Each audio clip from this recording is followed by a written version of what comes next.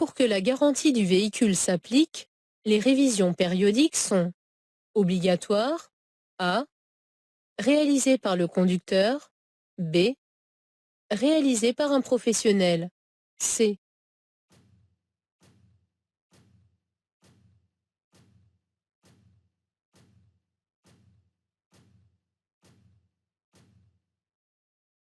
Pour que la garantie du véhicule s'applique, les révisions périodiques sont obligatoires. Elles doivent être réalisées par un spécialiste. Tout particulier a le droit de faire entretenir et réparer son véhicule dans le garage de son choix. Je céderai le passage à la voiture de droite, oui. A. Non. B.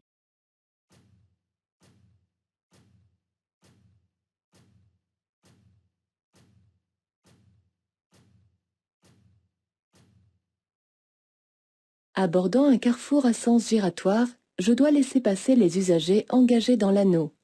La voiture de droite étant à une certaine distance de ce dernier, je m'y engage avant elle. Je ne suis donc pas tenu de lui céder le passage. Derrière la voiture qui me précède, je laisse un intervalle de sécurité suffisant. Oui. A. Non. B.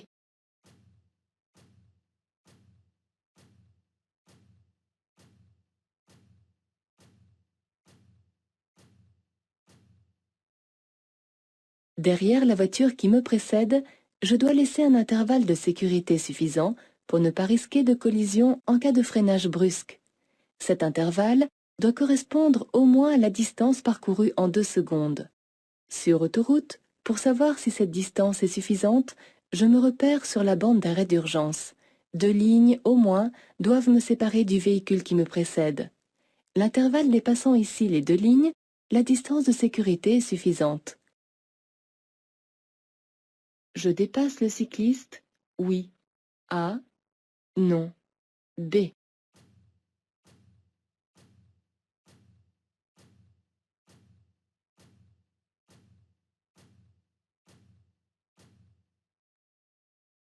Tout dépassement est interdit sur un passage à niveau sans barrière. Je ne dois donc pas dépasser le cycliste. Pour effectuer cette manœuvre, j'attends d'avoir traversé la voie ferrée. Je circule actuellement en feu de croisement, A, route, B.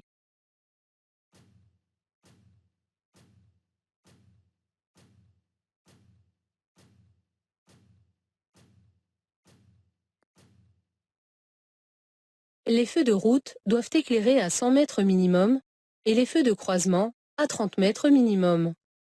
L'éclairage public étant faible, je peux voir la portée de mes feux. Elle est beaucoup plus proche des 30 mètres que des 100 mètres. Je circule donc actuellement en feu de croisement, que je maintiens, car les feux de route éblouiraient l'usager que je vais croiser.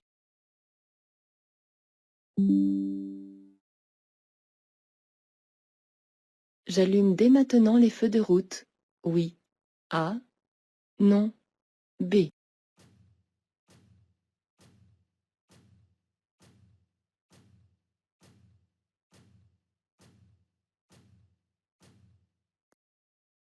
À ce niveau, je ne risque plus d'éblouir le conducteur de la voiture que je dépasse, car mes feux ne sont plus visibles dans ses rétroviseurs.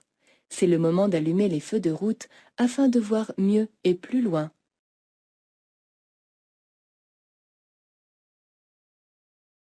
Je continue le dépassement, oui. A. Non. B.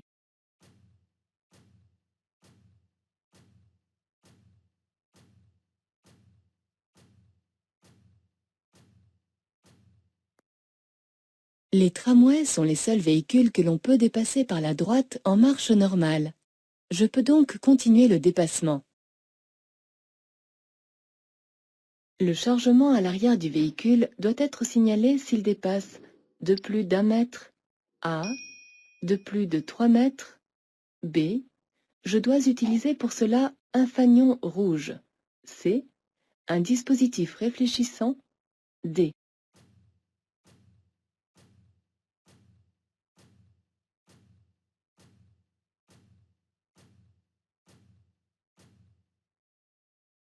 Le chargement à l'arrière du véhicule doit être signalé par un dispositif réfléchissant s'il dépasse de plus d'1 mètre. Ce dispositif devra être complété par un feu rouge la nuit ou par temps de brouillard. Je viens de subir un contrôle avec cet alcotest. Les forces de l'ordre vont me laisser repartir? Oui. A. Non. B.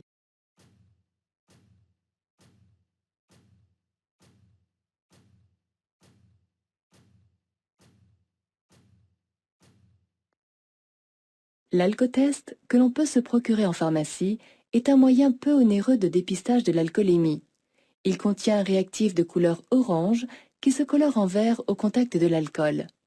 Si cette couleur verte atteint l'anneau central, le dépistage est positif.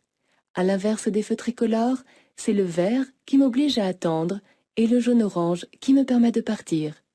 Ici, l'alcotest dans lequel j'ai soufflé est jaune-orange. Les forces de l'ordre m'autoriseront donc à repartir. L'évaluation des distances est perturbée en conduite de nuit. Oui. A. Non. B.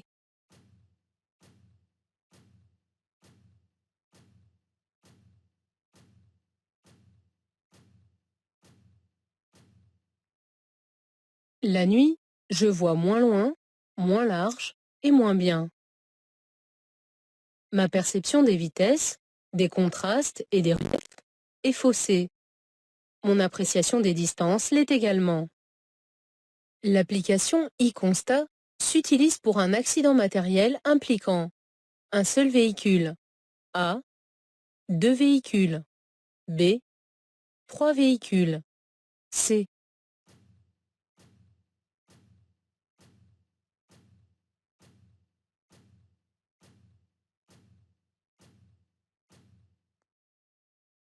L'application e-constat, qui permet de remplir un constat amiable depuis un smartphone, remplace la version papier. Mais à la différence de ce dernier, elle n'est utilisable que si le sinistre implique un seul ou 2 véhicules immatriculés en France. Si 3 véhicules sont impliqués, il faudra remplir 2 constats en format papier. Je peux stationner sans feu le long du mur. Oui. A. Non. B.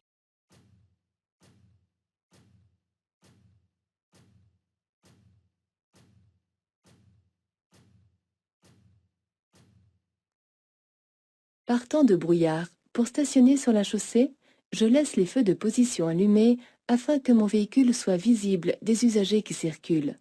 Mais le long du mur, je peux stationner sans feu car je serai sur l'accotement. Je prends soin de garer mon véhicule de façon à ce qu'il ne bloque pas la sortie de garage. Je cède le passage au camion? Oui. A. Non. B. À la voiture noire? Oui. C. Non. D.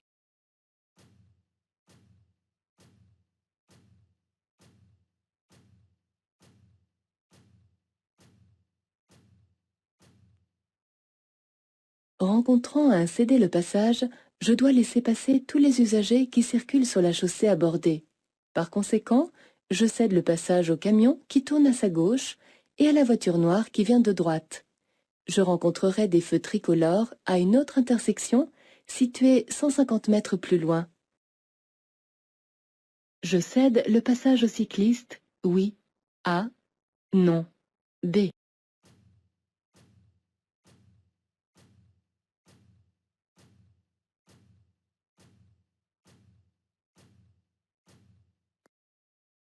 La ligne discontinue m'indique que le cycliste qui vient de droite rencontre à céder le passage.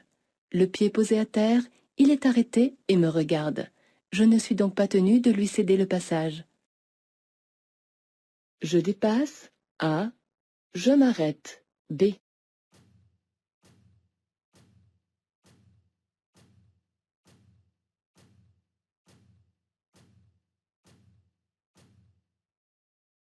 Les feux de détresse m'informent que le camion est arrêté. Comme il s'agit du véhicule des poubelles, il repartira dès que celles-ci seront vidées. Les interruptions de la ligne continue permettent aux usagers qui quittent une rue privée ou une intersection de traverser la chaussée. Elle ne m'autorise donc pas à dépasser ce camion. Je m'arrête à une certaine distance afin d'avoir une bonne visibilité vers l'avant. Je pourrais rouler à 100 km/h si je vais à Blois, oui. A, non. B. À Alençon, oui. C, non. D.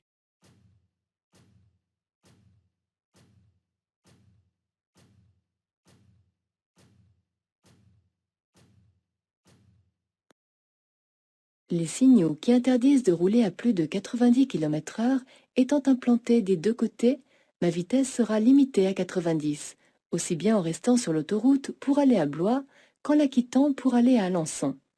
Si la limitation ne concernait que les usagers qui empruntent la sortie, le signal serait complété par un panonceau spécifique. Que j'aille à Blois ou à Alençon, je ne pourrais donc pas rouler à 100 km/h. Le véhicule blanc bénéficie de la priorité. Oui. Réponse A. Non. Réponse B. Je dois changer de voie. Oui. Réponse C. Non. Réponse D.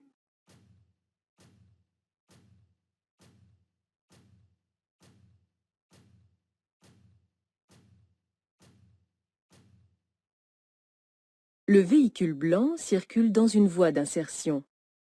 Il doit respecter 1. Céder le passage et laisser passer les autres usagers avant de pouvoir s'engager. Vous pouvez changer de voie car les circonstances vous le permettent. Mais ce changement de voie n'est pas une obligation car c'est au véhicule blanc d'adapter son allure afin de s'insérer dans de bonnes conditions. Je viens de remettre le moteur en marche après avoir calé. Je démarre. A. Je cède le passage à la voiture rouge. B.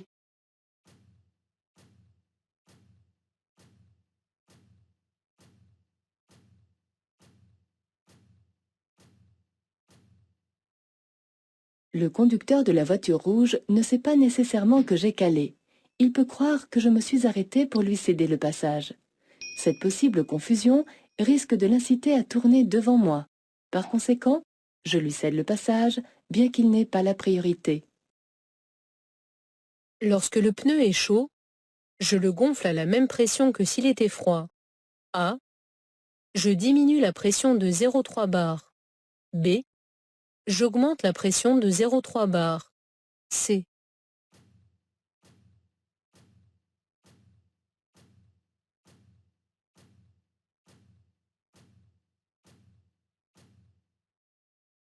J'effectue la pression des pneus de préférence quand ils sont froids, c'est-à-dire quand le véhicule n'a pas parcouru plus de 3 km à vitesse modérée.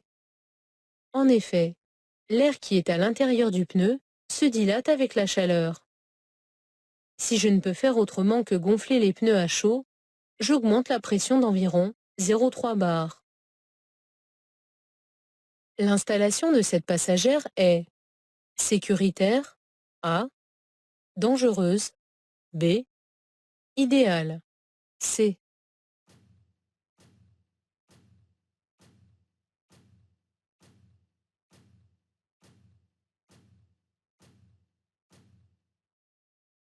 La ceinture de sécurité ne joue pleinement son rôle que si elle est bien ajustée. Elle doit tenir l'épaule et le thorax pour reposer sur les parties solides du corps. Ici, la ceinture étant réglée sous l'aisselle, c'est l'abdomen, bien plus fragile, qui est exposé. En outre, cette passagère n'a pas relevé son appui-tête, qui sert à protéger sa nuque contre le coup du lapin. Son installation est donc dangereuse. Le temps de réaction est plus long si la situation est connue, A, est inconnue, B, nécessite une analyse plus approfondie, C.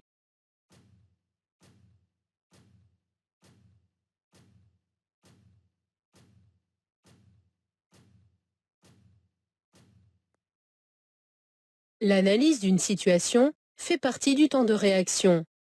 Elle sera plus rapide si elle est connue.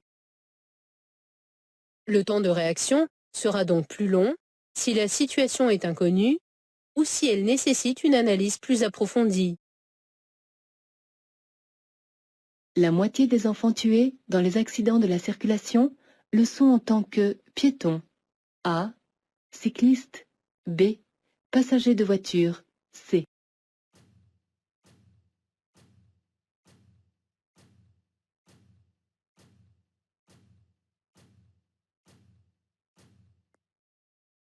Le plus grand nombre d'enfants tués dans les accidents de la circulation le sont en tant que passagers de voiture. Ces petits voyageurs représentent la moitié des enfants tués sur la route.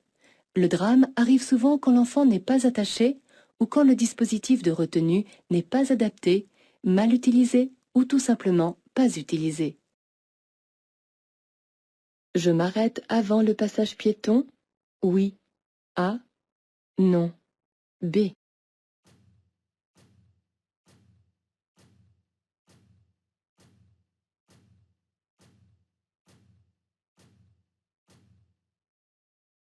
Le feu est vert et le piéton, arrêté sur le trottoir, rencontre un feu rouge.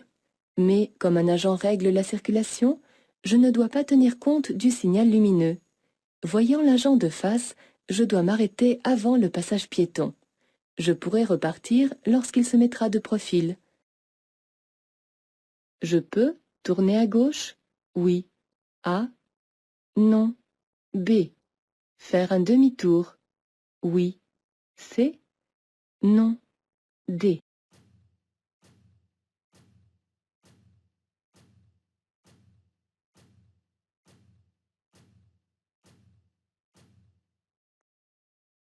Le feu est vert. Je peux m'engager et tourner à gauche.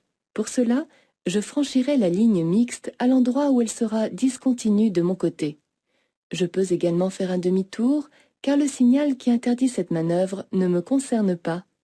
Comme l'indique le panonceau, il s'adresse uniquement aux bus, camions et camping-cars. Je peux dépasser la voiture verte? Oui. A. Non. B.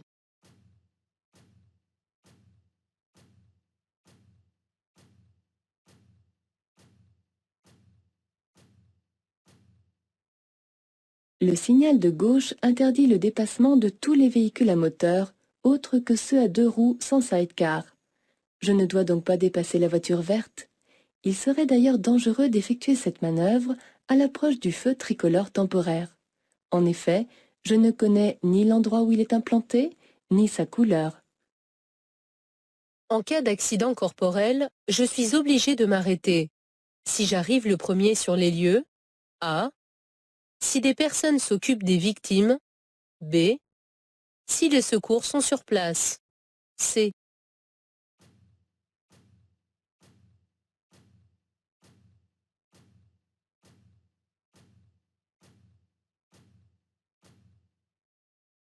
Si j'arrive le premier sur les lieux d'un accident, je dois impérativement m'arrêter, si possible à un endroit ne présentant pas de risque pour ma sécurité ni celle des autres usagers.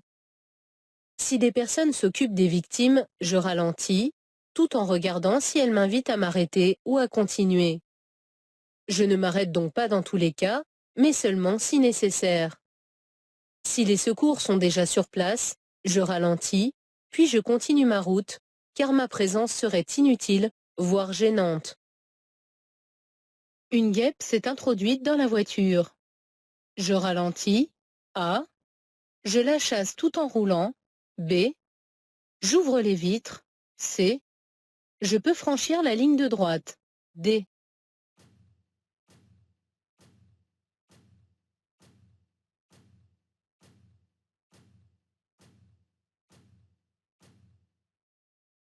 Si je chasse un insecte tout en roulant, je risque de faire de dangereuses embardées et de perdre le contrôle de mon véhicule. Pour faire sortir la guêpe qui s'est introduite dans la voiture, je ralentis et j'ouvre les vitres. La présence d'une guêpe dans un véhicule représente toujours un danger. Je peux donc, si elle ne sort pas, franchir la ligne de droite et m'arrêter sur la bande d'arrêt d'urgence. Dans ce cas, j'allume les feux de détresse et j'attends d'être complètement arrêté pour la chasser définitivement. Après le pont, je pourrai tourner à gauche? Oui. A. Non. B.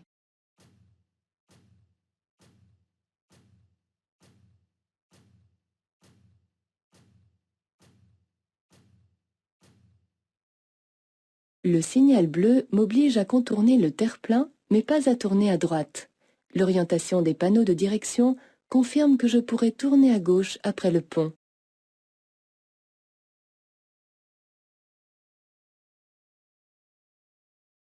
J'aborde une voie d'évitement. Oui. A. Non. B. Je suis la voiture blanche. Oui. C. Non. D.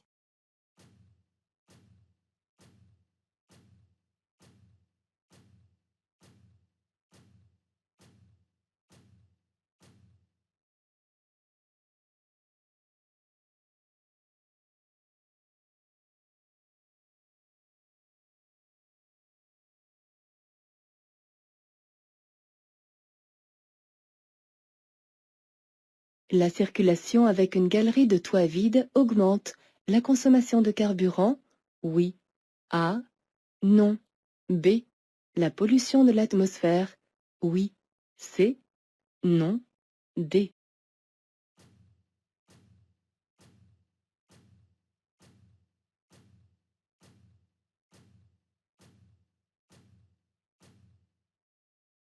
Une galerie de toits vides ne sert à rien. Elle entraîne une augmentation de la résistance de l'air à l'avancement du véhicule et une surconsommation de carburant d'environ 10%. Elle occasionne également une augmentation de la pollution de l'atmosphère. Pour éviter ces inconvénients, je la démonte. En agglomération, pour parcourir 2 km, il faut en moyenne, en voiture, 2 minutes, A, 5 minutes, B, à vélo, 4 minutes, C, 8 minutes, D.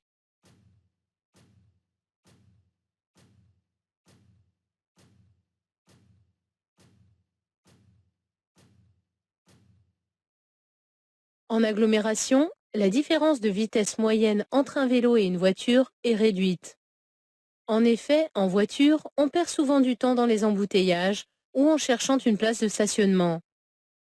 Pour parcourir 2 km, il faudra en moyenne 5 minutes en voiture et 8 minutes à vélo. Je m'arrête pour proposer mon aide. Oui. A. Non. B.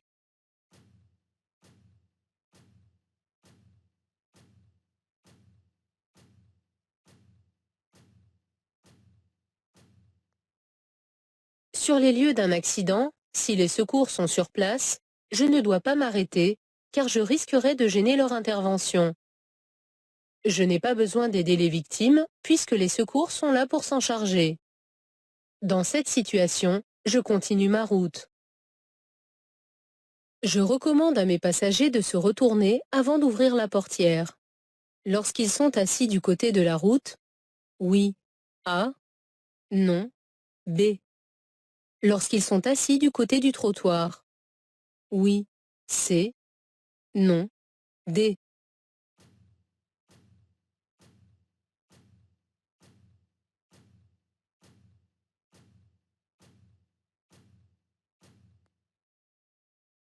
L'ouverture d'une portière comporte toujours un risque. Du côté de la chaussée, des véhicules circulent. Du côté du trottoir, il faut s'assurer de ne pas blesser un piéton qui passerait au même moment. Et le rétroviseur extérieur ne permet pas de voir dans les angles morts. En conséquence, je recommande à mes passagers de se retourner avant d'ouvrir leur portière, aussi bien côté route que côté trottoir.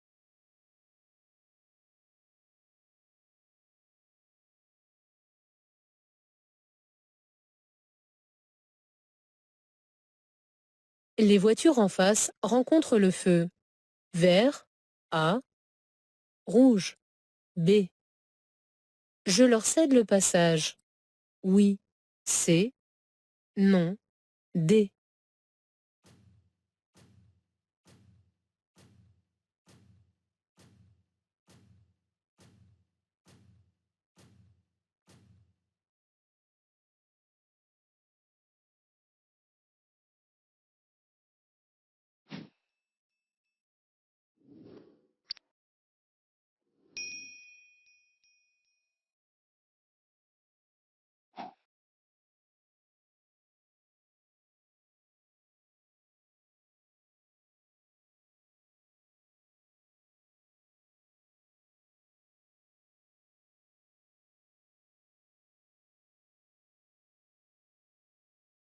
Je peux m'engager?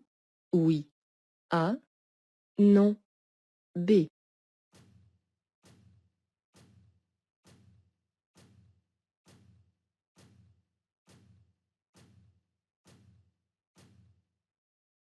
Le feu qui me concerne est jaune. Il le restera pendant 3 à 5 secondes avant de passer au rouge.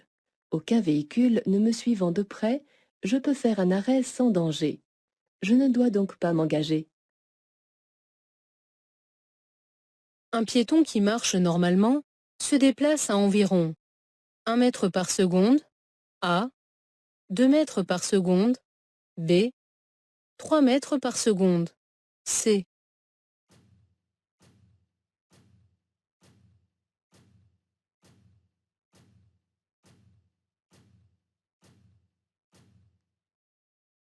Un piéton qui marche à une allure normale parcourt environ 1 mètre par seconde, soit 3,6 km/h.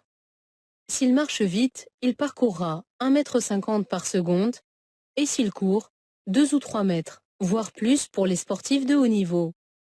Il est important d'avoir des notions sur la vitesse d'approche d'un piéton. Cela permet de mieux déterminer sa zone d'incertitude et de m'assurer qu'elle ne chevauche pas ma surface de contrainte. Je dois, au besoin, m'arrêter pour faciliter le passage au véhicule en face. Oui. A. Non. B.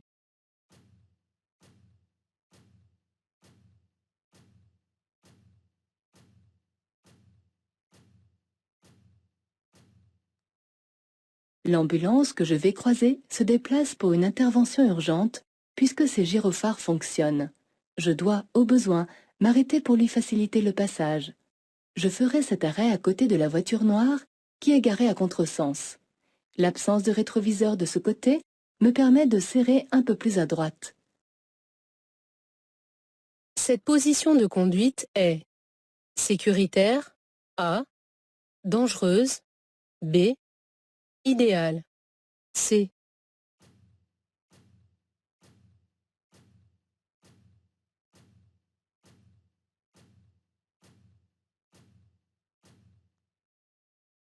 Cette conductrice a les bras trop tendus pour intervenir rapidement et efficacement sur le volant et les commandes en cas de situation imprévue. Cette position de conduite est donc dangereuse.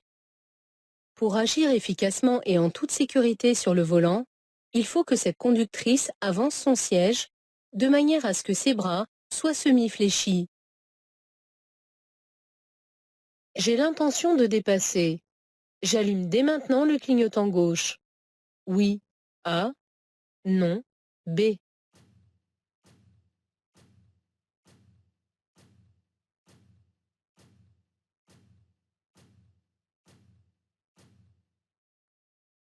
Le terre-plein central et la ligne continue de gauche m'informent que je circule sur une chaussée à sens unique. Mais je ne peux pas entreprendre de dépassement. Des voitures, visibles dans le rétroviseur, occupent déjà la voie de gauche pour effectuer cette manœuvre. Pour éviter de surprendre les usagers qui me dépassent, je n'allume pas immédiatement mon clignotant gauche. Je le ferai avant de dépasser lorsque la manœuvre sera possible. J'ai l'intention de tourner à gauche. Je change de voie immédiatement. Oui. A. Non. B.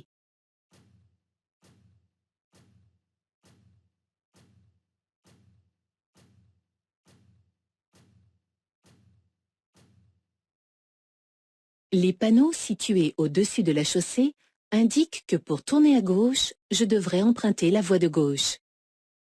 L'usager que j'aperçois dans le rétroviseur a signalé son intention de se rabattre dans ma voie en allumant son clignotant droit.